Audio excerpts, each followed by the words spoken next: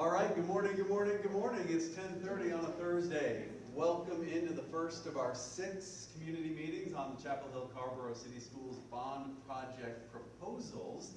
We are really excited that we have a very nice crowd here this morning, and for folks who are watching us at home, this is the first of 6, so we have another presentation this afternoon as well as 4 more next week, and I'll get to more on that in a moment. But first, I want to make an introduction for Sandra Pereira, who wants to offer some services. Thank you. Well, my name is Sandra Pereira. I am going to switch to Spanish. Soy intérprete de español. Vamos a ofrecer servicios. Si alguien necesita interpretación, nos dejan saber y estamos en la parte de atrás. Yo le alcanzo un dispositivo. Hi, my name is Sandra Pereira. I am a Spanish interpreter for the Chapel Hill School District. We are going to offer Spanish interpretation in all 6 sessions. If you know somebody that is interested and wants to hear it in Spanish, we are going to be here. Thank you. Sandy, thank you very much. And my name is Andy Jenks. I'm the Chief Communications Officer of Chapel Hill Carrboro City Schools. Right over there is Al Ciarochi. He's our Deputy Superintendent for Operations. And a couple folks from the communications team are here. That's Robin Nusilli over there. And behind you is Greg Davis. And one important technical detail is that we are speaking to 2 audiences here, one of which is, of course, everyone here in the room, and you're our primary audience. But Greg is live streaming this to anyone on the internet who wants to watch, as well as anyone who wants to watch later on our recording. So you will see us emphasize passing the microphones around, not because we think folks can't hear us in the room, but we want you to come through clearly on the live stream and the recording as well. So we've got a couple extra mics to pass around. Before we get started, though, Meredith Ballou is one of our board members. We are thrilled that she is here in the room with us, and we'll give her a chance to say good morning and hello. Thanks so much, Andy. Hi, my name is Meredith Ballou. I'm a member of the Board of Education for Chapel Hill Carrboro City Schools. I really appreciate all the engagement, seeing all some familiar faces and some new ones. As some of you might know, I am a graduate of Estes Hills myself, having gone there many, many years ago. And Phillips and Chapel High. So I feel this community in particular. I know a lot of you probably are Estes Hills folks who are here in the room, and so I just wanted to welcome you in particular. And I'm really just here to listen and take back information that I hear here today to the rest of the board. And I really appreciate your engagement and your input. So feel free to send the board an email if you want to reach out with suggestions or ideas that you might have, and I can rest assured, I can assure all of you that we do read all the emails that come in, and we appreciate the engagement. Meredith, thank you very much. And while I also would echo that there are a lot of familiar faces in the room, I want to point out Andrea Tanner, who's the president of our Chapel Hill Carrboro City Schools PTA Council. Andrea, thank you very much for being here as well. Before we get started, if you care to wave your phone at the screen, you can pull up a few different pieces of information, one of which is the slide deck in English that Al will be going over in just a moment.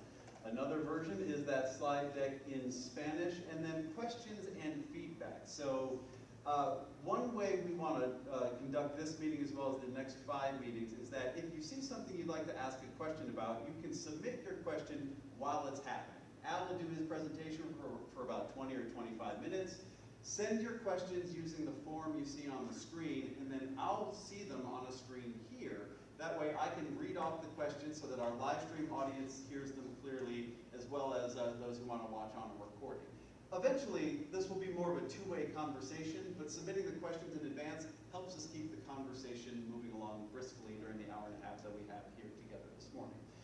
One last note about the presentation that Al will do for us. We don't intend to be breaking any new ground in this meeting. This is essentially a summarized version of what we did with the Board of Education about a week and a half ago. July 18th, I think, was the date, where we narrowed things down to what we called option 5 at the time.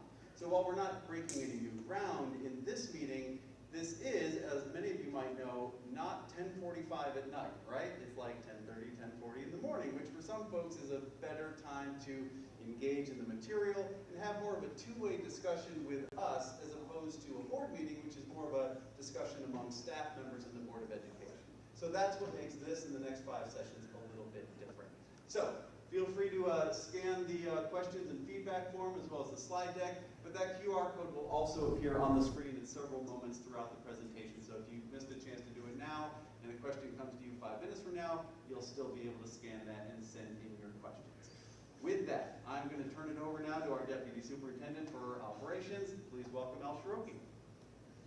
Thanks, Andy. Good morning. Do I need a mic? I've got a mic for the recording, but can everyone hear me, or do you prefer anyone prefer for me to use the mic? Okay, great. So thank you for attending today. As Andy had said, this is going to be an abbreviated version, but it's really going to be a hybrid of multiple presentations if you have participated or viewed anything that's been online.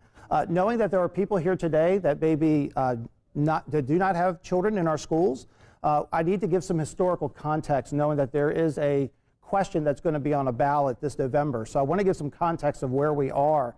But today we'll be really showing that option 5, the 3 schools that our board has prioritized with the recommendations coming from the county's consultant, and just being able to ultimately in the end answer questions that you may have.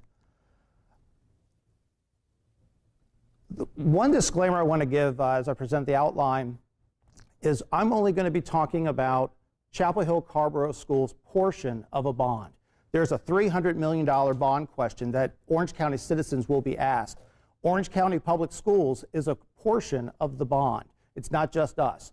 So I will not be talking about that part of the bond itself, but just know in context, when I throw a few numbers, I'm not heavy or laden with numbers in my presentation, but you'll see that I'll differentiate the total number, then what money is slotted to come towards Chapel Hill Carborough City Schools for the bond and for a 10-year duration. So I will make note of that.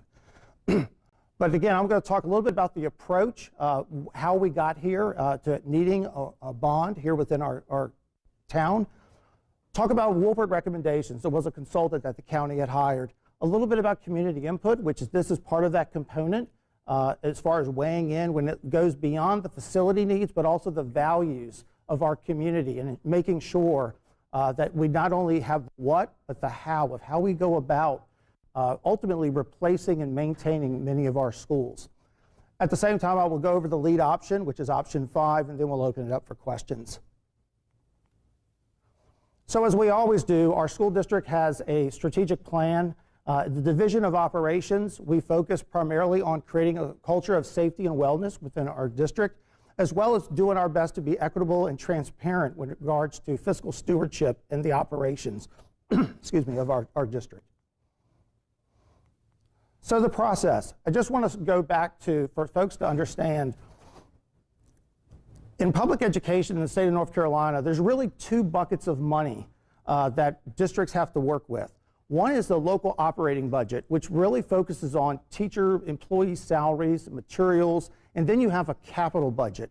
The capital budget is generally financed, just like we would if we purchased a home and we had a mortgage. It's where you go out and you sell debt.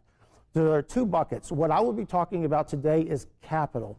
Capital does not cross over and go into operational expenses. So anything that I'm presenting, that money cannot be used instead of going towards buildings to pay for teacher salaries or to pay for employee salaries. They're 2 separate pieces of money.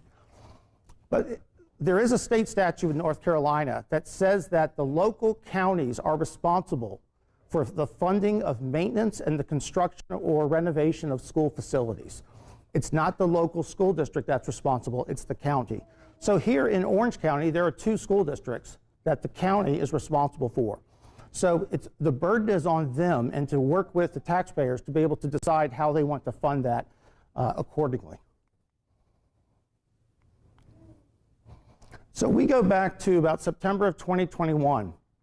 The Board of County Commissioners, working with both of our respective school boards, they came together and they knew that the portfolio of both school districts, when it comes to its buildings, were aging and had tremendous maintenance challenges. They also knew that historically, when they looked at the funding, that they had underfunded that mandate, meaning each year they directed monies to other needs in the community and not just exclusively into schools. So they created a capital work group, which was a group of both school boards and representatives from the County Board of Commissioners, to where they wanted to look at all of the school facilities and try to determine where the needs were and how they can approach that, not only on a reactive standpoint, meaning from year to year, but to ultimately get to where there's a 5 to 10-year plan so that they can determine how they can best fund the schools and get the buildings back to where they need to be. So ultimately, that committee, the county decided to hire an independent consultant. You know, both of us as school districts have been providing information over the years in our capital plans. They decided it'd be best to hire someone independently to come in to look at the facilities, but to also help the county develop that short, long-term plan. So this consultant was hired really to look at the facility conditions. And again, for our schools, they went into each of our schools, they went into every classroom, and they broke down what they saw were major and minor infrastructure improvements. They also looked at educational adequacy, meaning a school that was built in 1958 compared to what the standards are for a school built in 2024. Education, we teach the core, it's done differently. The way we go about it, the way we use spaces is not the same today as you would have used spaces back in, say, 1958 or 1960. So they went and they looked at the standards for the Division of Public Instruction, and they compared those standards to what they saw in our schools. So they basically developed a report that said, these schools, the size of the classrooms are adequate. These other schools, they're a lot smaller than what the current standards are. So that's a big component, though, for the county, because it helped determine the direction of the county deciding to really invest in replacing schools versus just renovating schools. Because several of the schools in both school districts, the classes are a lot smaller than they need to be. And specifically, it was in elementary grades and then with our special needs students, because of a lot of the services that are provided, and there's a lot of staff that come into those classrooms, that you basically had a room that was very undersized, but you might have 4 to 6 adults that might be in a room with 6 to 8 children, and a lot of equipment and things that they need as well. So that was a big component that was recognized in both school districts. And then the overarching goals, obviously talked about creating a 10-year plan for Orange County between our school district and Orange County Public Schools to prioritize spending. The county really wanted to develop a way in which they could prioritize, and they know that projects are going where the greatest needs are, and projects are not being funded that don't have great need, knowing that there's always the need is greater than the money that we have. And then obviously to make best formed decisions. So the Woolpert study is only one component of making that decision, and you're going to see there's a lot of variables that go into deciding when you replace a school. So in doing so, the consultant came in and they looked at our deficiencies with our buildings. They created what's called a facility condition index or assessment. They wanted to see what does it actually cost to fix everything versus the value of just replacing the school as a whole. Just like we might do when we're looking to replace our car. We decide basically the cost to repair it and maintain it versus buying a new vehicle. Ultimately, that plan, they looked at our school's capacities. They looked at the adequacy, the size of the classrooms, and they created basically a state of facilities report that is a public document that's out there on the county's website, as well as on a lot of our documents, and then ultimately a long-range facilities optimization plan. The key thing to note is the consultant was hired to determine what are the greatest needs. Now, what they found is we have a lot of great needs. But at the same time, their job was not to determine how you went about it, but just to give best information. And you'll see a little of that as we go further. So here's where we've been. So back in 2016, the citizens here in Orange County approved a $120 million bond. Our district only received a portion of that $120 million. And what was the result for Chapel Hill Carborough City Schools? It was the replacement of Chapel Hill High School. That's where the majority of the money went in that bond. And then the percentage of money that went to Orange, they had projects for their district. And then here, just for timeline's sake, I jump forward to share with you when Woolpert, the consultant, ultimately shared their findings with the county commissioners in mid-December of last year. The county decided upon a funding level at their January 19th retreat. And I put here $300 million, but also $100 million in what's called pay-go, which is cash. The county decided that it's going to ask the taxpayers for $300 million to support the replacement of schools and to do what they call high priority maintenance projects. But what you will not see on the bond referendum question is the reference to the $100 million in pay-go. That pay-go is cash that allows, if the bond was to pass, the pay-go would allow us to accelerate and start designing projects before the construction money becomes available, so that you would have potentially shovel-ready projects and that you could just keep moving. But it gives the county greater flexibility in being able to pivot and adapt. At the same time, the county wanted to do the $100 million pay-go because they know that things will change. And the Wolpert's report is a static report. And we know that something that's prioritized in their report, something may come up that wasn't recognized, or something may just happen, and you have to move and pivot and respond to something such as an air conditioner breaking or electrical service having to be replaced because it failed, things of that nature. So the $100 million gives them that flexibility. But it's important for me to share it today because when you look at total funding, that $100 million contributes to the maintenance and upkeep of our schools. Because what you're going to see today is, as I said earlier, the needs are greater than the means, but at the same time, if there's only 3 schools that get replaced, what about the remaining 16 schools? What are we going to do to ensure that those schools receive the high priority maintenance that needs to be done, knowing that the bond can only fund a small portion of what needs to be replaced? We cannot lose sight of the other schools that our children and our staff work in each and every day. So then ultimately, they adopted in February and ultimately April, they established the funding level. A bond education committee has just been formed, which will be going out to the community to talk about the bond as a whole, not just our school district, but both districts. And at the same time, between now and August, our board's going to continue to receive public input, which then takes us here today where this is part of that process. So the approach that we took walking into the development of what is to be the initial bond plan is that as a district, we wanted to look at the building conditions, we wanted to look at the capacity. The age of our facilities is a big component. So one would think that you would just replace your oldest schools first. Well, over the years, what's happened is some of our older schools have had more substantial work done in them than some of the younger schools. So some of our older schools are not at the top of the list. They may be on the cusp of being worked on in the next referendum, but they're not there yet. So just the age of the building is not an exclusive way in which you just replace your buildings. And I'll use Glenwood Elementary as an example. Glenwood is, the original structure at Glenwood is our oldest school. There have been a lot of additions over the years that have been added that are not as old, but the district has put money into that school to where even though it's the oldest school, Wolpert said, you don't need to replace that school today, but in the next referendum, Glenwood should be at the top of the list. But it can withstand 10 more years because of the roofing, the windows, the air conditioning, the improvements that you've made in that building. We have some other schools, though, that were built in, say, 62, 63. They haven't had that type of improvement put in them. So they actually run ahead of the pack in the list of priorities because they just didn't have that infrastructure work done in them. The biggest challenge that we have on this is the limitation of available land. In our district, we know that we're at a point, it's a community that for the most part, new development is building up, not outward for most of our district. Most of our school land, it's not flat. The topography is very challenging at best. And when you look at ADA accessibility, you would not build a school on those types of sites when it comes to the outdoor recreation. You would try to find sites that had better topography. So that's a challenge, but at the same time, the acreage of many of our school sites does not allow you to build a school and while the school is occupied, meaning build a school on the football field and let the children remain in the building. We have some schools that have that flexibility, but we have some that do not have that at all. We're very pleased to say that the projects that we're presenting, some have that flexibility and some don't, but we will get further into that. But it's really just trying to understand that it would have been great if we had that acreage, but we don't.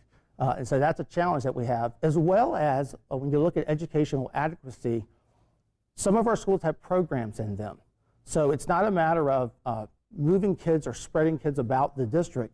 If you have a program that's exclusive where you have 500 students that are in an exclusive program, it's very difficult to move them about.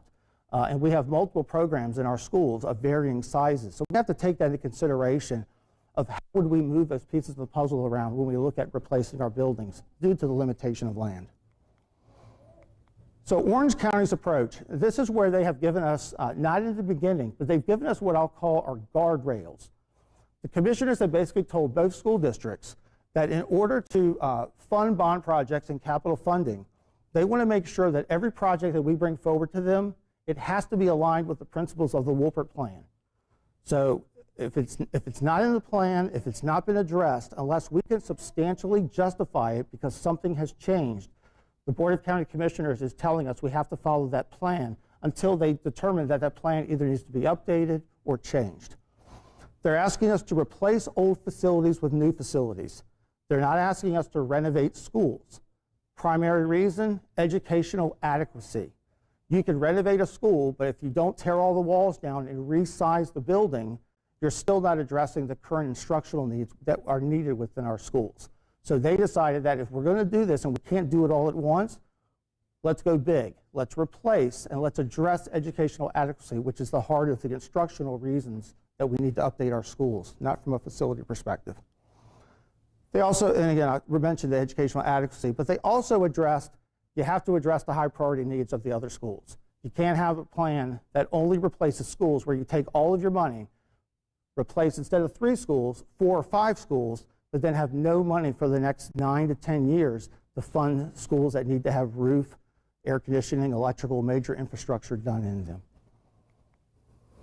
So here's where we've landed. Woolpert identified for our school district alone there was just under $574 million worth of need for our 19 schools. We have 20 schools. One of them is a hospital school at UNC. So you always hear 19, but sometimes you see the 20 as a count. But what they've determined is the county has said that we're going to be able to fund out of $300 million, $187.7 million that would go for new schools, as well as an additional $93 million for ongoing major maintenance. So the total picture, though, you want to do it, this portion here, this is the bond. So when you're asked a question, the $300 million question, right now the county is saying that just under $188 million of that $300 is slated to go to Chapel Hill Carborough schools. This money here comes from lottery money, annual capital, deferred maintenance monies that the county provides to us, which they have provided over the years. It's not new, but they do this in totality so that we can see the investment. So we know that over the next 10 years, if the bond was to pass, $280 million, that's the number that we'll be working with for major maintenance and replacement of schools in our district. So Woolpert's recommendations, I use this more for informational purposes so that you can see there's different factors that are taken into consideration. The FCI, which is the one that I mentioned earlier, is the Facility Condition Index. That is basically, you have in your numerator the cost to repair everything at a school. Your denominator in that equation is the cost to replace the school. You divide the two out, you get a percentage. Generally, the higher the number, the greater the FCI, the greater the need. The difference is, FCI exclusively, it just means what do you need to invest today and what's the replacement value. So you would naturally think that, well, the older schools would all be high. One thing that we found, though, with the FCI is we had some schools that had very high FCI that you never would have thought to replace. Meaning, and I'm not suggesting that we would replace, but let me give you some examples. East Chapel Hill High School had a very high FCI, meaning greater than 50%. Reason being, the school is at an age where it needs to have its air conditioning replaced for the first time. The roof needs to be replaced, major capital work. But nobody would envision ever considering, because the FCI is that high, to tear that building down to rebuild it. The school has not had enough life. It has not served its purpose enough. Carborough High School was another school that had a very high FCI for the same reason, air conditioning and roofing. So we know that those buildings have good bones, and from an educational adequacy standpoint, the classroom sizes, those schools were built in the 90s. Those schools are able to meet the needs compared to our schools that were built in the late 50s and 60s. This is just a definition of what educational adequacy consists of. You know, I really talk about the size of the room, but there's other things that come into this. The one thing that I will say, learning tools. We actually scored very high when it comes to learning tools, meaning resources and materials that are in our schools, be it if you're a brand new Chapel Hill High School or if you are Carborough Elementary or FPG. The resources when it comes to educational technology, smart boards, just television displays, computers, the instructional tools, we scored very high with that. So it just, as for you as employees and citizens, for you to know that our district has been committed to ensuring that our children have the resources they need. Though the buildings may have disparities between them, the resources in the buildings score very high when they compared that to other schools within the state of North Carolina and even nationwide. So I think that's a kudos. And obviously a lot of those resources, if we go into replacing schools, we're going to repurpose a lot of those resources and transfer a lot of those resources. We're just not going to let those be surplused or sold. So here we go, decisions for developing a facilities master plan. And you see FCI, which a lot of people will gravitate towards, that's one, but you look at the age, the suitability, the classroom size, the finances, the land, your district goals, any type of efficiencies that you can receive. And obviously one of the driving forces that we've been targeting is how do we go about putting the most kids into our newest facilities? Meaning, if you replace a school, can we stay within a reasonable budget but also increase the capacity of that school by 100 to 150 seats so that ultimately, if redistricting occurs, you could try to get more children into newer schools. And that's a goal, be it keep them within their communities, but try to leverage and take advantage of that to its fullest. It also gives you the ability to expand programs that you may have in schools by increasing that capacity, such as pre-K programs or any EC classes that are necessary so that EC can be provided closest to the child's neighborhood and not across the school district where children are having to move from school to school to school. So all of that taken into consideration, our goal would be to try to build schools that are larger than the existing schools, but within reason. We don't want to change the instructional integrity or design of the school, but we also want to maximize that to get the most leverage. All right, so here's the list. This is something people have seen in the past, but it just shows you for the schools that surfaced, it was primarily Carborough Elementary, Estes Hills, and Frank Porter Graham. Colbreth and Phillips, Colbreth originally was on a recommendation for replacement, but when we went through our public comments and staff was able to report back to our board, we went back and met with the consultant and said that we think you missed the mark. We think that when the funding is available, if the first middle school that we would replace, we recommended that it actually be Phillips ahead of Colbreth. And we looked at educational adequacy. We looked at the assets that are on the school's property as far as there's an addition at Colbreth. Colbreth does need to be replaced, but if you have to prioritize, we felt that Phillips should come before Colbreth, or so that in the next referendum, our recommendation would be for the two middle schools that we would recommend, it would be those two. So they're not part of what I'm proposing today, but it did become part of the discussion because our board has been very diligent in wanting to understand what is not just the plan for the first bond referendum, but what's the plan for the schools that are not being addressed for the next referendum, so that there is a plan and everybody can understand where they fit within that plan.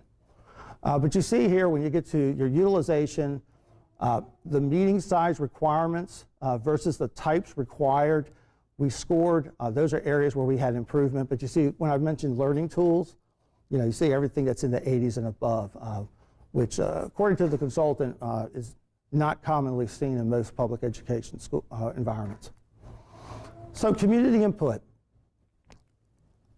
In us developing our plan, we call them input and values. Our community has told us from the beginning that everyone recognizes that our schools are in dire need of replacement and work. Our people come into our buildings, they tolerate a lot of the maintenance issues that we have. They have to pivot, adjust on a daily basis, but people recognize it's time for us to invest in our schools. The community has continued to ask about providing input of how that plan can be done, meaning that's the how.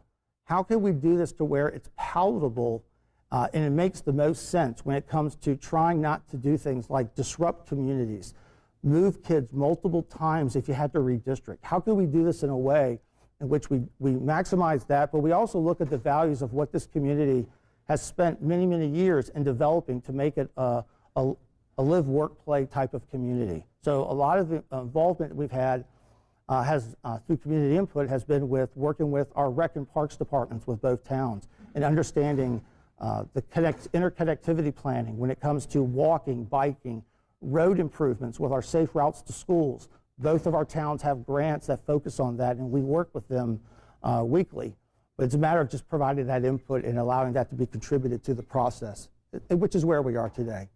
And that's where we talk about the walkability and minimizing disruption. And at the same time, just to assess the impact on any racial or ethnic groups, to keep that in the back of our mind to make sure that we're not doing anything that could not be in a positive way as the community changes and grows continually. And that will be a process that will be ongoing, not just for this, because my presentation is really about facility need, but it's going to be primarily, if you ever get into redistricting, we would look at primarily the impact on our communities. But it is a piece that we do focus on. So here we go. This is the last time you will see option 5 for those who have been following the meetings on a regular basis. The board called it the lead option. And the lead option, really, it's still a two-pronged approach. And what I'd like to say, for those who have followed the process, we really have landed where we started. Wolpert said Estes Hills, FPG, and Carborough Elementary had your greatest needs. And that's where we landed, for the most part. How we go about it has been modified over various iterations as we have grown with that. But we have been able to address that priority of replacing the schools. At the same time, our focus has still been on priority maintenance. We have not wavered from the monies that we're committed for the areas that Wolpert identified to do work in our schools. So it is a two-pronged approach. And that matches what you saw for $187 million versus the $90 million on the chart for the funding. The $90 million is on the focus of priority maintenance. The $187 million is for the replacement of existing schools. So here's the plan. I will say this is in no order. We've presented some scenarios on how, but our board has basically said, let's focus on the schools that we want to replace, given the funding that the county is providing to us, and then we will work on the how down the road. So those, if you're seeing this for the first time, you have no idea what I'm talking about, but if you've seen my presentations, I'm not going to go through processes today. But it is replace Carborough Elementary, Estes Hills, FPG, and then the high priority maintenance. And I just kind of show this because though our district is very small in geographic size, a lot of folks live within their communities, but they don't see schools in other communities. And I'll use an example. I spoke with a parent who had just moved here, and their children were at Chapel Hill High School. They're at Chapel Hill High School. They had never been to East. East is not Chapel Hill High School. East is still older than Chapel Hill, right? They are different. And so they don't see that. But a lot of our elementary parents whose children are in activities or programs, they go from school to school to school. So they can see the challenges that some of our schools face that other schools may not have the same facility type challenges. But I just show some photos to give you an idea. Estes Hills built in 1958, as well as FPG. Primarily those schools were open campus type designs, and as they have added additions, the additions have been not connected physically to the building, but they have been added on the outside. In the 60s, a lot of outdoor campuses were prominent in educational architectural design. They're all over the place. You know, they call it, a lot of people call it the California model. You know, if you live in San Diego, you can have outdoor campuses because it only rains but so much, and the temperature is pretty mild, except for the few weeks in the summer. A lot of schools did it. Why did they do it? Land was cheap, and it allowed them to spread at the time. Our district now, land's not cheap. We would not prescribe to this type of model today, but that's the reason that this era, land was just reasonable, and they were able to do this in sprawl, and it's across the country, this type of style. Carborough Elementary, though, is pretty much an interior school, except there is one addition that's on the, well, there's a back piece that's an addition. There's a small canopy that takes you to it, and then there's an actual building. But it is more of a traditional, Carborough's a more of a traditional school, in the way they expanded it first, more so than the other two. But again, you see 1958, 1960, and 1957. Again, Glenwood is a little older, but it didn't make the list. But again, these are our oldest schools that we have. So very briefly, sorry, there we go. FPG is a school that, in my world, has the greatest challenges because it's a 500-student program. It's not a community school. Every child that goes there is either in the newcomer program or they participate in a lottery and they're selected to go to the school. So if you live across the street from FPG, the only way you're going to that school is if you put your name into the lottery for your children to attend. Before the FPG became a dual language type program of a school, it was a community school. So that has changed. But the problem for us from a facility standpoint is that the site is basically landlocked. You've got Smith Level Road, you've got the 54 bypass, and you have the Morgan Creek.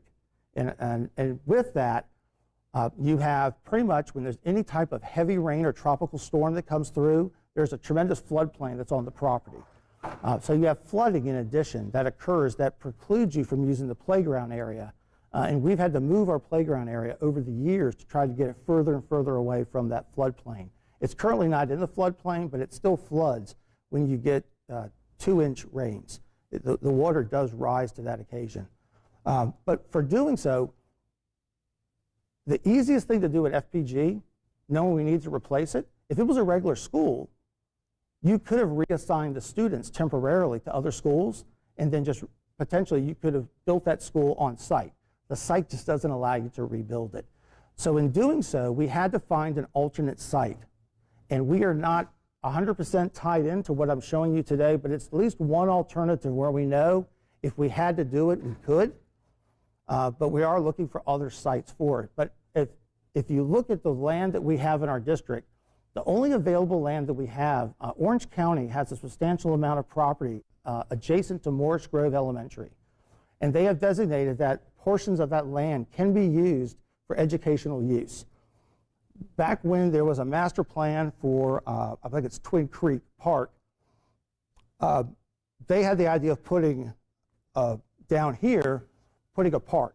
That's only in a master plan. It's not been voted upon, it's not been decided, but they designated that the land here and here on their plan could be used for future educational use. But we know, working with the county, that if there was ever a need to build a middle school down here, and we needed to use any of the land over here for field space, the county is very open to that. But we know that we have this acreage here. So for us, knowing that it's an entire program of 500 students, this is one option that we have, is to actually to vacate FPG, to move away from this landlocked site that's very challenging from a walkability, from a safety standpoint, and moving it to be built next to Morris Grove Elementary. Is Morris Grove on that map? Morris Grove is right here. That's Morris Grove. Okay. Yep, and the land right beside it is the land that we would recommend putting a new FPG. And then this land here is not developed at all. It's all green space right now. And this is old 86 right here. My apologies. It says Morris Grove, but it's hard to see. Al, I'm going to have to do your clicking now, so just signal to me when you're ready. Okay, go ahead. All right, so Carborough Elementary. Carborough Elementary is a school that our plan is to either use FPG as a temporary swing space and to replace on-site. The challenges that we have at FPG, we do not have at Carborough. There is enough land to be able to build a school. We have presented a plan that just shows that we would move the kids from Carborough to FPG temporarily. After FPG is built, we would move them there, and then we would rebuild in place. We're still exploring the viability of being able to build on site while the children remain at Carborough as well. But that's something, as we get further, when the bond passes and we get into architectural engineering and design, we will continue to pursue. But we just show this as an idea that, given the limited land that we have, our recommendation would be to build a school that is a 2-story model, not to continue with the sprawl. There's a tremendous amount of outfall right here. Can you build on it? Yes. But do you have to do a lot of earth movement and a lot of work to contain the water so that the water doesn't come off this property and go onto adjacent neighbors' property? Absolutely. But this allows us to build up and to maximize the green space for our students. For those that are familiar with where Carborough Elementary is, it is embedded, deeply embedded within a residential community. Shelton Street is I would say a 15 to 20 mile an hour, you should be driving that speed on that street. It is very narrow, a lot of residences. So when you bring lots of traffic in, that's a challenge for the community each and every day, twice a day, because of the infrastructure. Unlike a lot of other schools that have secondary and primary roads as entrances, such as a McDougal Elementary, McDougal Middle. There's a primary road that goes in front of that school. Go ahead. All right, so Estes Hills Elementary. What I'm showing you here is kind of a master concept. The proposed bond only includes Estes Hills Elementary because that was identified as the greatest need. But we know there's been a lot of discussion that there are opportunities when the time comes to replace Phillips. Could we replicate a K-8 model from a facility design like we have at McDougal Elementary, McDougal Middle. Those schools were built separately at different times, but they are physically connected. And they share cafeteria. They share the media center, some of the larger resources. So there's some operational efficiencies that can come from that. But in doing so, we needed to find a way, if we were going to do our best to get Estes Hills completed, we had to do it to where we could also build down the road a replacement Phillips while keeping those students in the middle school at the same time. We do not have capacity in our middle schools to reassign Phillips Middle kids to other middle schools while we rebuild their school. Can't do it. Our capacity is at near 100% for middle schools for the next 10 years. So what this does is this just shows you that ultimately we would take advantage of the property that's behind the school, which is currently the athletic field, and we would build Estes Hills on this side, ultimately would tear down Estes Hills, and the primary parking, permanent parking would be here. And then ultimately in the next referendum, when the funding allows, we would then, there would be a wall here. This is where, more than likely, where the cafeteria would be. We would then build a Phillips next to the school, Estes Hills, and then ultimately we would tear their building down and we would move the athletics to the side and ultimately to the front. What this does is, if you're familiar with the school, the topography here is, this is on a much higher elevation than back here. We would build a school that's very similar to Northside Elementary, which is actually built on a hill, to where the students would come in on the buses and come in the back, and they would unload and go into the school at the first floor level. But if you're a parent or you're dropping off your student, you're going to come in the second floor, which will be at the height that you're at in the front of the school. So it's going to be a two-story structure, but from the front of the school, it's going to look like a one-story structure because the first floor would be on the lower elevation. But this allows us to separate, one positive here, it allows us to separate buses, children, and parents dropping off. So you just separate the vehicles. It's ideal in an educational design if you have the land and the ability to do that. At the same time, from an ADA accessibility standpoint, if your children have ever gone here, this is a challenge for any child that has any type of disability to get to, physical disability. By having it up here at the same elevation, it makes it far more accessible. At the same time, the community, knowing we open up our middle schools to walk on the tracks, this allows us to have even more passive visibility and security and to leverage that. So there's a positive here, but as I told the board, anytime you build on site while occupied, it's a tight project. And it's not something unlike when you remove students and give the contractor full reign and they can just build something. This will take just a little longer to do. At the same time, there will be noises. There will be things that are not available for certain periods of time. It's just what you have to do when you have an occupied renovation. How long does the building take?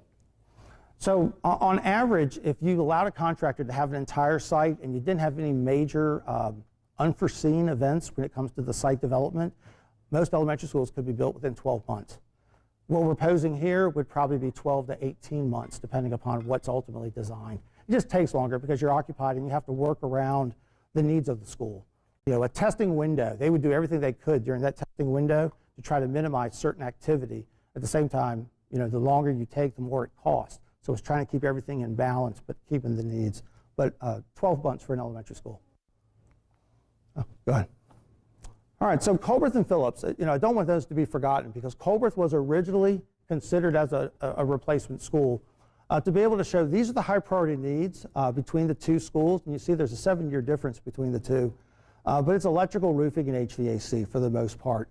But our high priority projects, they fall into 4 categories that our county has designated. It's roofing, fire life safety, mechanical, and electrical. Those are the primary projects that ongoing high priority maintenance will include. The high priority maintenance does not involve renovating our schools, going in and gutting and renovating. That's not what it's about. It's about doing what we're currently doing today without a bond. We are maintaining our schools and doing the work. This just ensures that we have a funding source because realistically, every year we're waiting to hear if the county is going to be able to provide us with the deferred maintenance money, is what they've called it in recent years, that they're going to continue to fund us with that money. They've never said that they couldn't, but it's one of those where we know there's a plan now that they've made a commitment that that's what we're going to get. And that's something that I believe Orange County and Chapel Hill Carrboro schools have not been able to have a commitment from the county in saying. So they've really stepped it up. Go ahead. All right, so here's the two-part approach, because if I was not one of those three schools, to be like, okay, I've got an old school, I know it's got to be on the list, where does it fall? So what you see here is, on the left, this is what's proposed over the next 10 years with high priority projects as well as replacement schools. But when we look at the next referendum, we have potentially Glenwood, Phillips Middle, Colbert Middle, Sewell, and Ephesus Elementaries, as well as the Lincoln Center. Something's going to have to be done as far as replacing or doing something with the current admin building that's there. It serves its purpose now. It does have high needs, but as we've said and the county has said, the monies that we're receiving, they need to go to student projects, not to go to build a central office for school board employees. That's not the purpose. So our focus has had to really be what serves the needs of the Wolpert plan, though we have other needs as well. But this just kind of shows you the colors are the age of the buildings, and then where it's scored with as far as its age, but then at the same time, it just shows you the ones that are for replacement. Because I want the folks to understand, and I've said this in many of our meetings, flip a coin when it comes to the schools that we're replacing on the left and the right.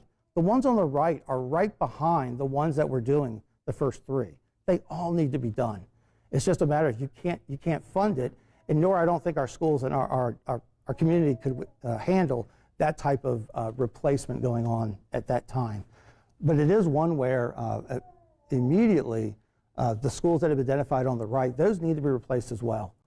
They're pretty close. We have, if you go to Ephesus Elementary, if you're a parent there, we have maintenance issues there. You know, we have sewage backup where we've had to replace sewer lines.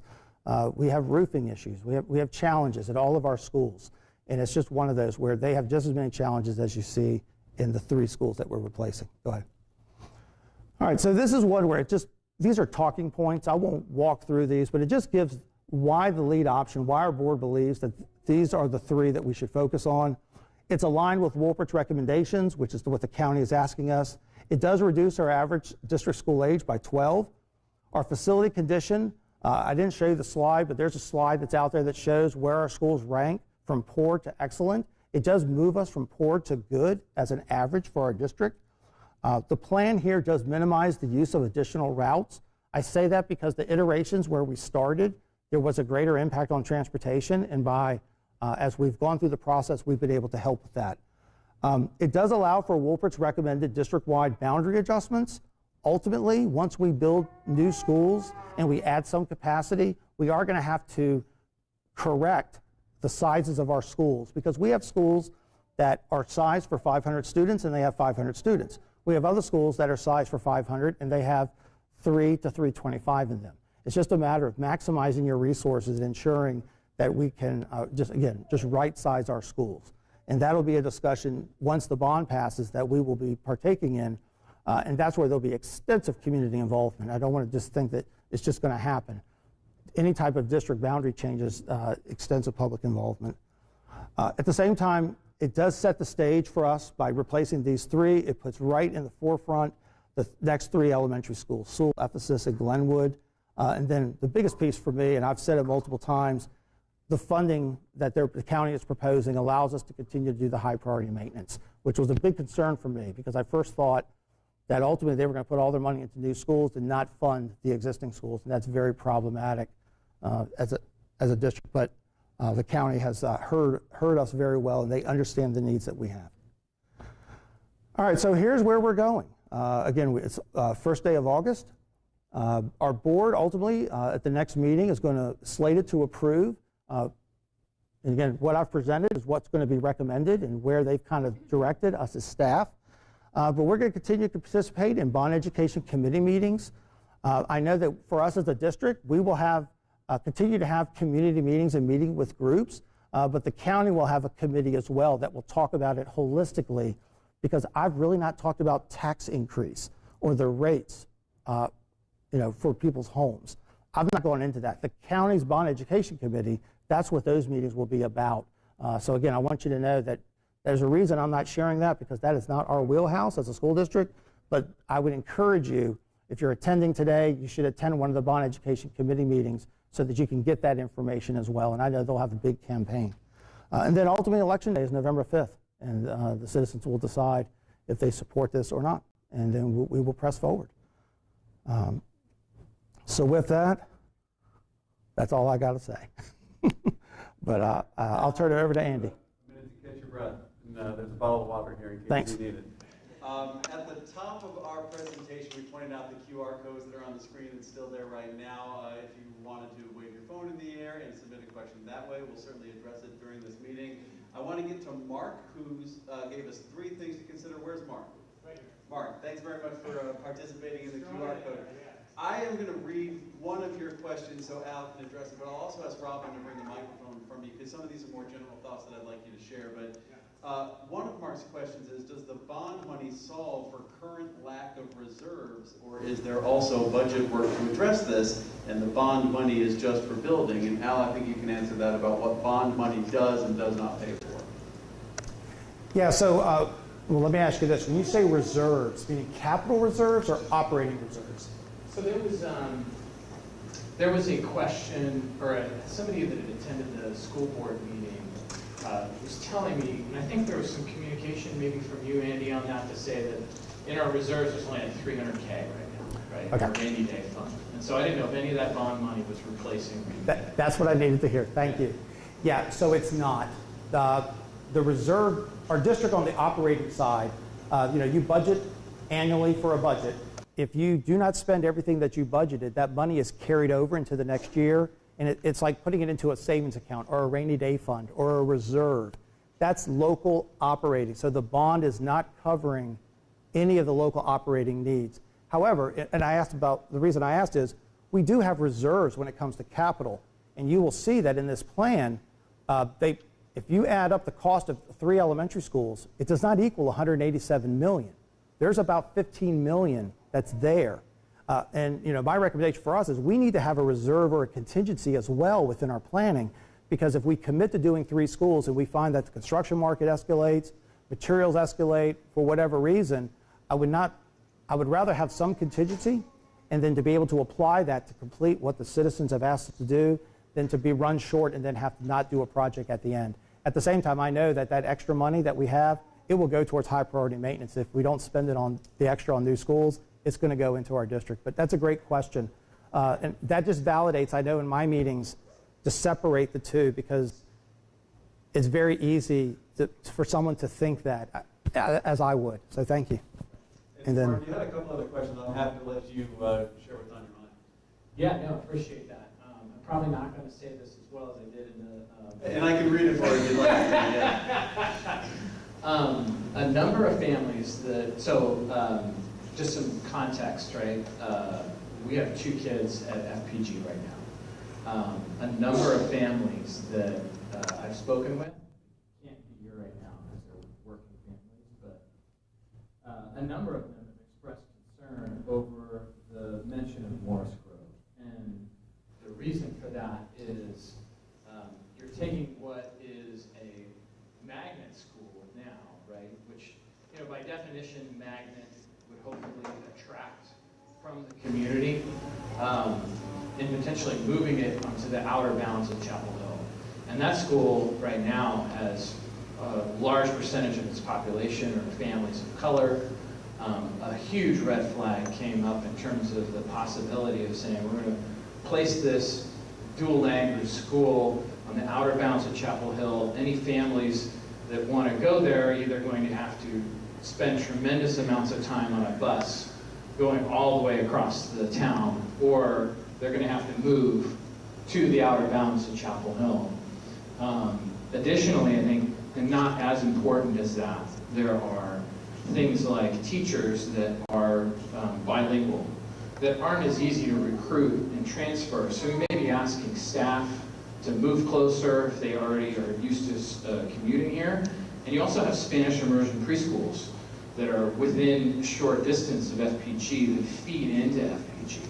And so then by moving the school a large distance away, now you're disrupting other community infrastructure. I realize you talked about this before. You're trying to basically say, hey, we need to get this done, FPG needs to be replaced. But I think the families that I've been talking with are very interested in understanding and getting a commitment to say, well, if FPG needs to be replaced, It's going to be replaced with a high-quality building that's in the center, or close to the center of Chapel Hill, and be able to leverage those points of infrastructure, as well as allow the families that are in the entire community of Chapel Hill to continue to magnet there. And getting that commitment before the bond referendum. Because I think what there's some concern about is to say, oh, well, let's just kick the can down the road, and then everybody votes yes on the bond, and then, okay, well, now everybody's moving to Morris Grove, instead of getting some type of commitment ahead of time that we know you can't read the future, you don't know exactly how this is going to work, but you know you're going to have something that's a true magnet in the center of Chapel Hill. That was a long question. Yeah. Hopefully, thank you. No, thank you. So I think The board has already acknowledged a lot of those comments or concerns that have been brought forward. You know, the idea of Morris Grove, it's not a great phrase, but it's almost like that's your bird in hand. You've got it there, but our board has asked us to move away from the how.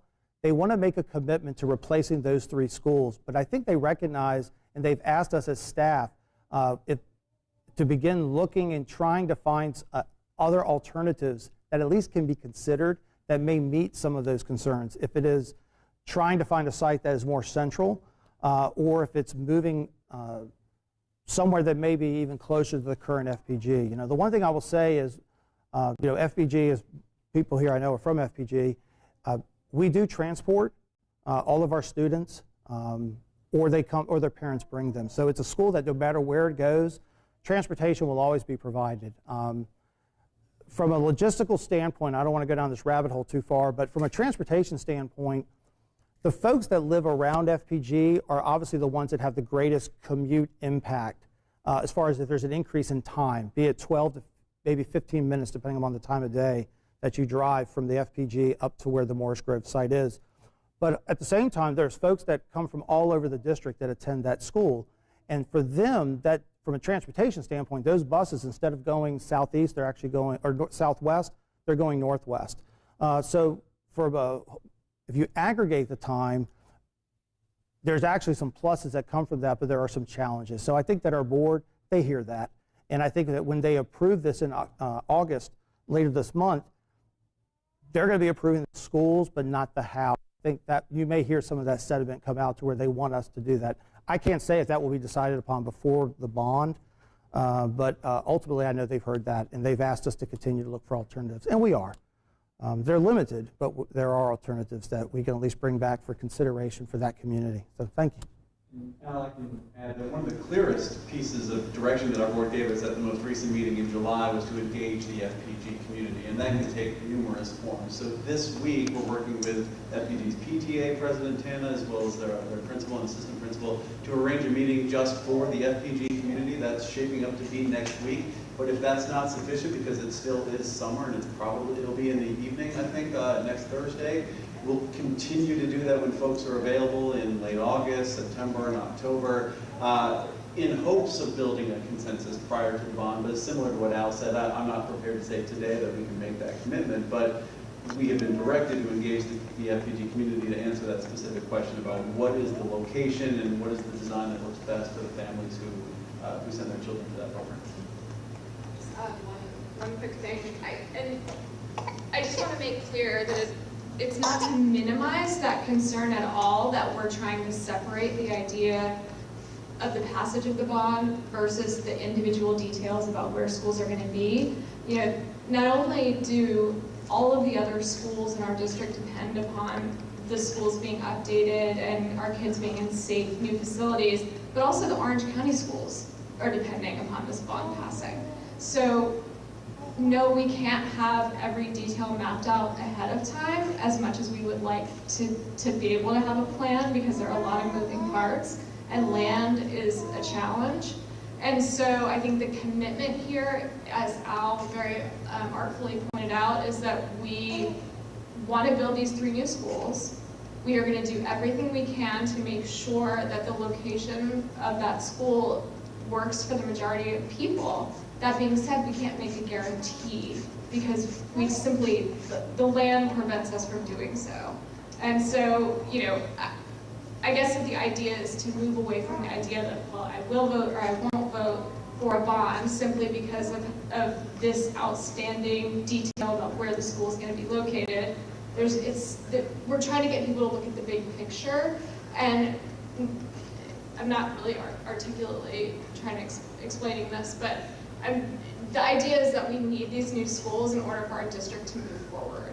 And so we can't hold it up by guaranteeing that the school will be here or there, especially when we already provide transportation and we will continue to do so. So I hope that we'll be able to find an alternative, but I don't think anybody is at the point where we can guarantee that right now to Morris Grove.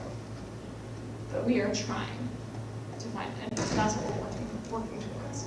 So what I could offer, and this is something that I've Said previously, the sequence of which schools in the bond you do first, second, and third, ultimately, if this is something that continues to be a challenge, it may be that we focus on Carborough Elementary as well as Estes Hills ahead of FPG, so that there may need to be more time, or there may be something that's evolved that takes more time to be able to develop, because this is a 10-year stretch. This is not all happening right after if the bond was to pass, it's all going to happen. So I think that there's enough wiggle room to try to make that determination, and if we can't make the determination, we can buy time within the plan itself. It's not going to diminish it. If we make a commitment, something will happen, and we can, if we know that time is a factor that we need to take into effect, we could put that school further down in the bond sequencing, but still provide the funding that's necessary. So there's some flexibility, I think.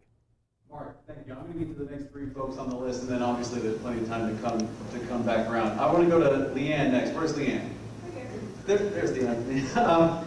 Leanne asked, we're going to get you a microphone to discuss further, but the question is, if the bond passes, how quickly will work begin, both for improvements and replacing the school?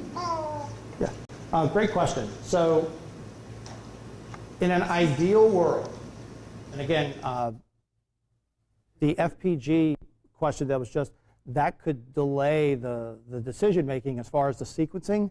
But realistically, if what we've been told by the county, if the passing of the bond, that we would, by one, or maybe sooner, they would front us the money to start, to go out and do an RFP to hire an architect to do the first school or schools, to be able to start that design process, so that ultimately the construction money in the bond, the way they sequence it, I believe it's available as early as July of 25, so next year. So the sooner you design it, the quicker you can use that money for construction. So in their mind, it's going to be, they want to be as aggressive as possible. You know, my disclaimer I always give to folks, we have to work cooperatively with the planning departments within Chapel Hill and Carborough, and we have to get a project that is submitted and approved. You know, all of that stuff ties into that, but from a funding level, they're ready and committed to try to get us the money to begin the design sooner than later. But from a sequencing, what the county hasn't told us is, over the 10-year period, and we'll learn this in time, how much of that $187 million can they give us on the front end, or do they have to spread it out over 10, or could they give us the $187 million in the first 5 years, and then we just get the high priority maintenance money for the remaining 6, 7, 8, 9, and 10 years.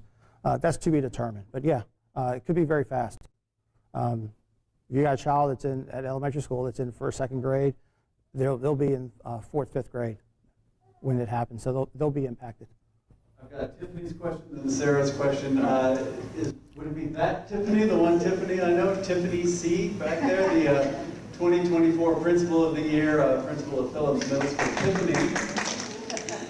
Tiffany is asking for clarification on Estes Hills and Phillips. So would Estes Hills be replaced on the current Phillips athletic fields, and Phillips would get some updates but not be rebuilt until the next bond? In other words, how would that work in theory? So the athletic field is what, in the proposal, the athletic field for Phillips Middle is what would be impacted. So as we shared that, if Estes Hills is slated to be rebuilt in this referendum, Phillips is not slated in this referendum. So the high priority maintenance projects that Wolpert identified, that would occur over the next 10 years when it's necessary, but Phillips would not be impacted. So what was shared is that at minimum, we would need to find alternative sites for Phillips Middle for competitive events. We believe that there would still be enough land to do practices and things, but we would, we know that we could send the students to one of our other schools, be it a middle or a high school, to do that, or potentially we could partner with some local groups for shared use. But we feel pretty confident that we can get that, but if that answers your question. Add a follow-up? Yes. So I get that in the middle of that construction, right, then we would be needing to move athletics. But I'm thinking about once Estes Hills is rebuilt, which needs to happen, we're losing athletic fields for good, right? Because there's no room. You're losing until Phillips is replaced. Right, so we're not talking about like during the 12 to 18 months that Estes Hills is being built, we would need to go somewhere else to practice. We're talking about once construction begins, no more athletics at Phillips. Competitive Athletics. On our campus. Correct, until Phillips Middle is replaced. I don't know that I had that clear vision that would happen. I thought it was gonna, in my head, when we go back, I love the visual of what Phillips and Estes Hills would look like when they're both finished in 20 years. But thinking about like until we get to that point, athletics at Phillips would be considerably not happening on campus. Correct, and for your Community, there are slides that sequence it in previous presentations that go step by step, but also that's been shared and it's part of the presentation. But yeah, it would be. So from a timing standpoint, in essence, you might want, if you can, Estes Hills, ideally, versus sooner, you might want to have it in year 5 or 6 to start, so that disruption of not having competitive fields at the school, not knowing when the next referendum would occur. You got that gap. So you want to minimize that gap as much as possible. And I think that would be a factor that we would take into consideration working with the county and sequencing. The driving force, though, will be if you build 2 schools and you add capacity, the redistricting piece, that's the holdup for redistricting. So you only do it once and you don't have to redistrict a second time. If you build a Carborough and then you build an Estes Hills later, you're not going to build a school and have it with 150 seats not being used. You'd want to maximize that. So it's just balancing all of that. Easier said than done, right? But thank you. I'll move on to Sarah's questions. And by the way, one of the reasons for putting the questions into our form here, it helps us develop an FAQ for our website, so we can take these questions, gather the answers that we're sharing here today, and put them on our website for a larger audience to look at in the future. But Sarah asks, what will happen if there is a large-scale facility failure for a school that is slated to be rebuilt, or a major need for another high-priority school, such as Glenwood, Sewell, etc., prior to the rebuild date? Are there any kinds of emergency protocols for this sort of scenario? And Al, I wonder if this speaks to the pay-go component of the bond. It does. So there's a litany of Scenarios that could occur, right? What I don't envision, unless a tornado or some catastrophic event was to occur, that an entire school would go down. But realistically, what's the most practical type of failure you might have? An air unit dies. An air unit that covers 10 classrooms. So when you look at our facilities group and their contingency planning, obviously they work with companies that have, I call them basically air conditioners on trailers, big chillers that you ultimately would bring in if you can't get it fixed in time and you can't relocate the students within the campus. We would bring in temporary chillers to be able to heat or cool that space if it's an air conditioning situation. Roofing we're able to address unless there's just something crazy where weather causes physical damage, a tree hits a building or something like that. We feel pretty confident that we can pivot and adapt. And I'll use Estes Hills as a great example. Estes Hills, 500 student school, and there's about 320 kids there. There are empty classrooms, and be it the school's right sizing and moving stuff around, but we would try just to relocate as much as we could, just as we did with Sewell Elementary when they had basically smoke damage that occurred from a mechanical room fire that was on site. We were able to move the children within that building, but at the same time use some shared facilities. But every scenario is different, but we do have that in thought. The idea of in the end, if ultimately when a new home is found for FPG, my goal would be to keep FPG in our pocket as long as we can do that, so that if we ever had a need for a swing school for anything, we had that facility. But you have to balance. there's a point where you just can't go in and you're not going to replace an entire school's roof if you don't have a plan to use that building. You're not going to put millions of dollars into a building. So it's just trying to find a balance. But FPG would be an example of a school that you could use as a backup, which very few school districts in this country have that ability. What's being proposed for Carborough and Estes Hills is those schools would be taken offline. So in order to finish the school itself, so we wouldn't be able to use those as swing spaces. But FPG has potential, knowing we can't put the school back on that site. Just current building standards wouldn't allow it. So great question. We get asked that all the time. PAYGO money, the county has always said that they will be our fiscal backstop if there's ever something crazy that happens. They have said that publicly. And obviously we have insurance and things that would be able to cover if it's a qualifiable expense, just as the fire at Sewell. That was an insurance expense, and they were able to, we didn't have to front money at all. The insurer took care of everything for us. But the mobility and the disruption for the students is our greatest concern. How do we minimize that? So, great question.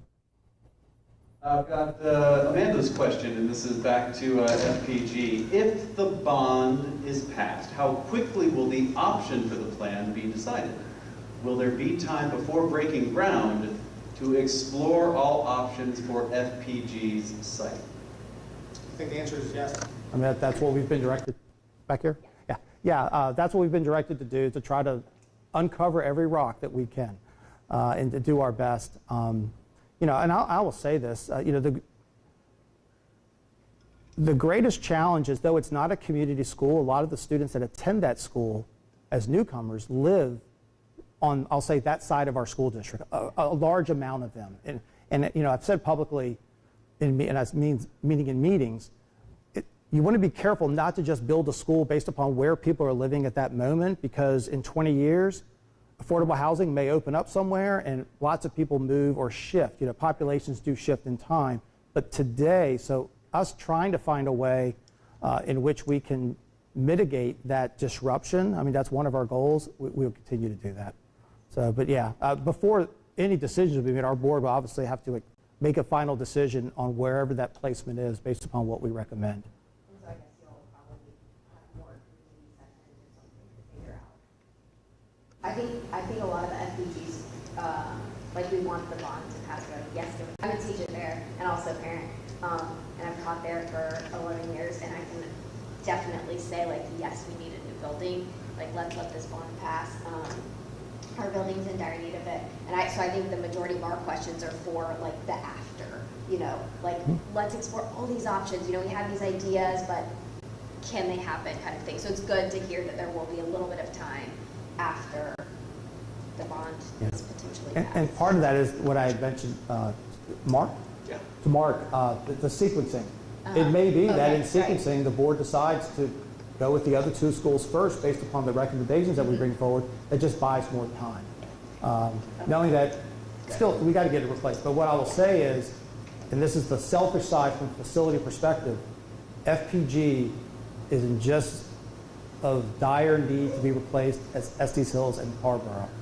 And so I don't want, in my mind, just can't have it go all the way like year 7 or 8. I mean, that's tough because that building, the further you go, the greater the risks that can happen. So it's just finding that balance, especially when there's 500 students in a 500 student school. Yeah, it's packed.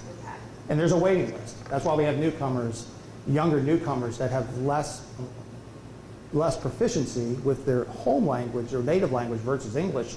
We have them at Northside Elementary. So if we had the capacity, we would have them at FPG as well, more than likely. We just don't have the capacity. Thank you.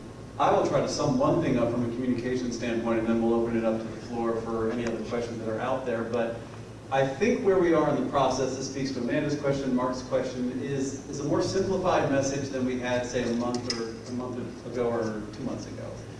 We're working with our board to make a commitment on what buildings come out of the ground if the bond is successful. That is what we're working to confirm or commit to prior to Election Day, actually later this month if all goes according to our plan.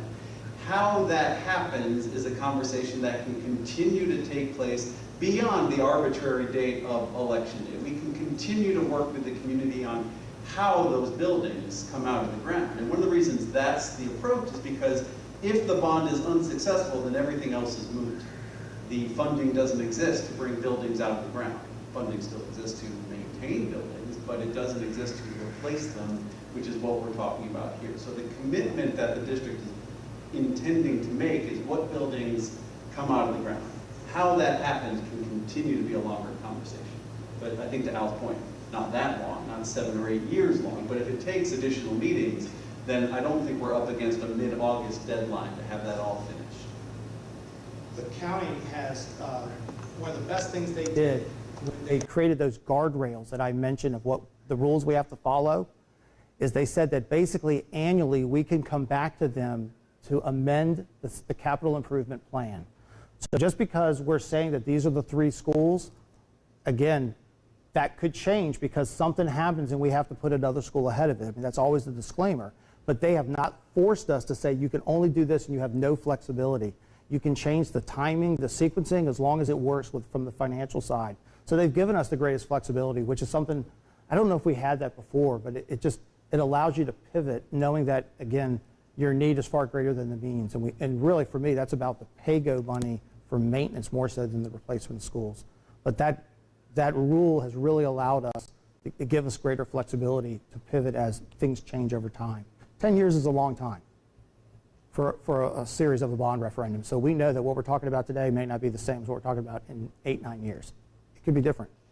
Probably will be different, right? All right. Those are the questions on my screen, but This Rob, gentleman pass had a the microphone around and we'll hear what else is on everyone's mind. This gentleman here had a question earlier. So I'm not clear, the buildings would be done sequentially, not at the same time? Or more than likely, All 3 would not be done at the same time. I don't believe the county could, I don't want to speak totally on behalf of the county, but we've talked about the possibility of doing 2 at the same time, and they've not, they haven't hesitated with us, but yeah. I don't know if our district could handle 3 at one time. Wake County could do it. That's a lot, but yeah, but I think the county, when they make the commitment, I think it's a matter of they will sell the debt that we need that was approved by the citizens. They will sell it and allow us to get something done. So I really feel confident that we could do definitely 2 within a short period of time. Yeah, that's a good question. So Andrew, with a hand up, and then we can come over here too, or either order. Up to you, Rob. Great presentation, I really appreciate this. It sounds like, I love hearing all the thought and considerations gone into this.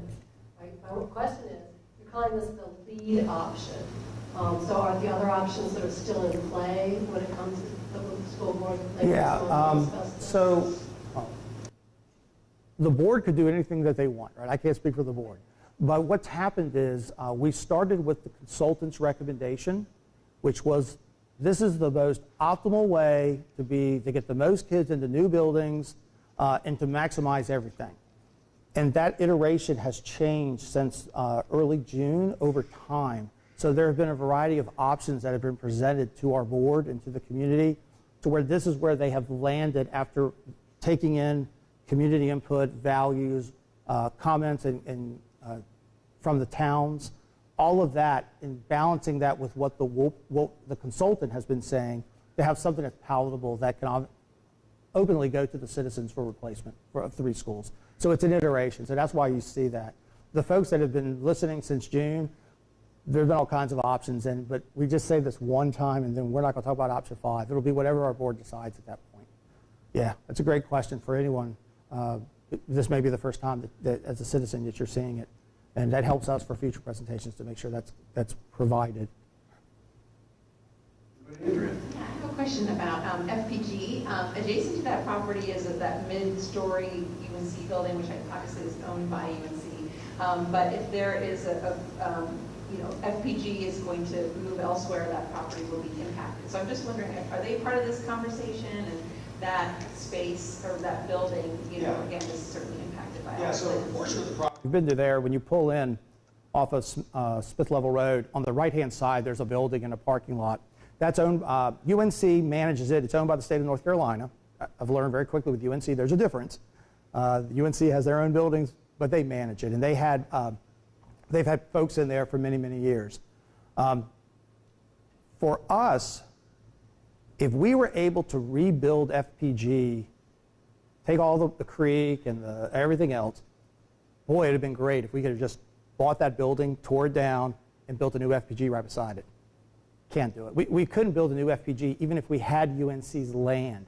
The vehicle queuing requirement, because new construction, you're required for schools, you got to take the parents' cars off the road and put them onto your own property. There's queuing requirements. And that's what has made challenges for other sites that we've looked at for FPG. It's the queuing or other investments that you have to make. So that land, we have had conversation with them.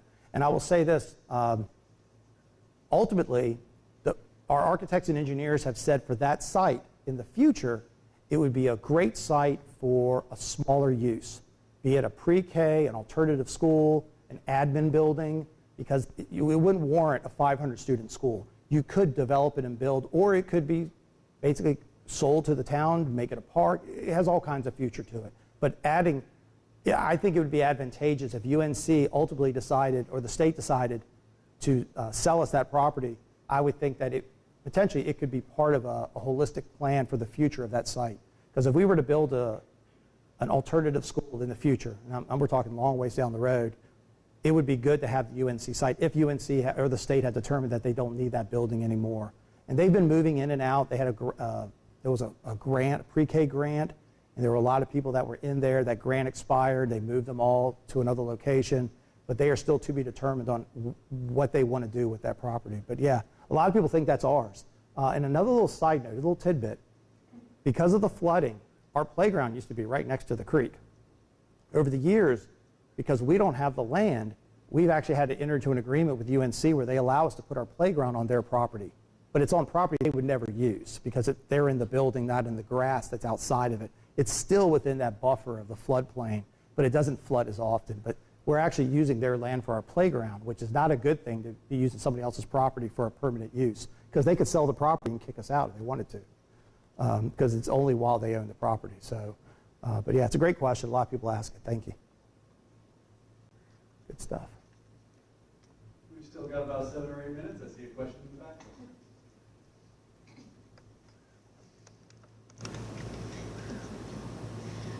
Earlier you had mentioned that the total cost of 3 elementary schools would be closer to 15 million, I believe?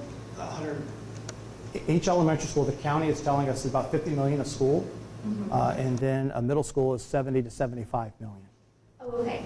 I guess I was just wondering, yeah, outside of the bond, just out of curiosity, is there other funding going into the project? So the replacement of the schools pretty much is exclusive to the bond, but all the other maintenance, there are other buckets of money. When I showed you that 90 million, some of it is bond, some of it is pay-go, some of it is lottery, recurring capital, which is basically cash that the county gives us each year to do capital work with.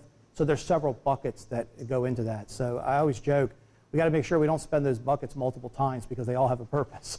But it's like everyone thinks there's a big bucket of money there. Well, it's there, but it goes fast. But that's where the funding generally comes from. New schools will be bond. Yeah, for the most part. What other questions are out there?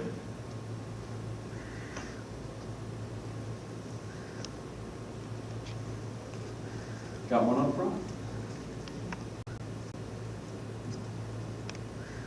One of the first options, I think it was option 1, at one point in this process, there was discussion of consolidating the dual language program into one school.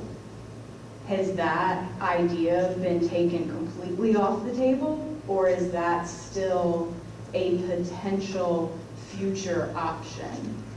And I'm asking because if it's still a potential future option, does the FPG building plan take into account absorbing the 250, 275 students currently at the Cargo Elementary dual language program? So The dual language consolidation concept is no longer on the table. I will say this, the original plan, you were taking a facility that had elementary and a middle school at McDougal, and you were combining it to where you were able to hold up to 850 students, right? To build, one of the challenges, if you were to combine the two, one is an instructional challenge. The model that's used at Carborough Elementary is not the same that's used at FPG. So that's a full instructional decision that would have to be changed. So I think that that would have to be investigated first. But to build an 850 student building school, it's the traffic and the impact and the amount of land and the queuing of vehicles that's the greatest challenge. So you'd have to have a swath of land that's pretty substantial. The original plan, you were taking an existing building and then you were building a new middle school as an alternative. But for the most part, that is off the table. I'm not here to say that it could come back. I think that there'll be probably more discussions down the road about, there have been two audits that I'm aware of that have looked at the curriculum between Carrboro and FPG, and they've given recommendations. So I don't know if they will debate that or they will stick with that, and ultimately, could it be that you look at continuing with what I'll call it a hybrid model, or do you continue, if you were to expand, do you continue with the FPG and maybe you expand the Carrboro model elsewhere or not? So not my wheelhouse, but it's pretty much been taken off the table. I think what happened at the beginning is the consultant looked at program and facility optimization as a two-prong approach, and I think that ultimately it was just too much in such a short period of time, knowing the county pretty much, we've had about 5 months to be able to get something ready to go out to the citizens. I always joke, hindsight's 20/20. It'd been nice if the Capital Work Group in Wolpert had given a recommendation 16 months ago, not in January, right? Because it would have given us more time to vet and to pull. But at the same time, time is money, and construction costs continue to go up, so we've got to press forward and do what's best for our children in our district. So, question. I want to keep you all on schedule, so I'll issue my last call for questions, comments, positive reviews. We take all of the above.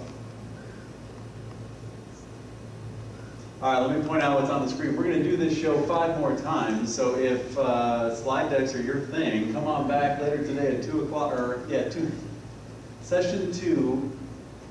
Is that right? 3:30? We have we're missing the 2. 2 to 3:30.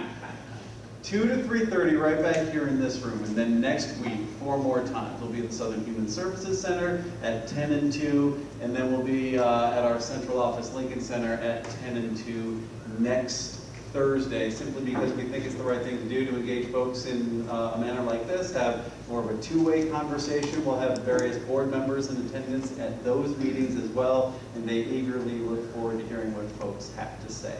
In the meantime, if you have a question that comes up later, you can still use that QR code on the screen, pull up a form, and send us what's on your mind, whether it takes place during this meeting, one of the future meetings, or at any other time in the future. That form is still going to be wide open, and we'll be happy to look at the questions and, like I said earlier, develop an FAQ that might be helpful for a larger audience as we make our way through this process.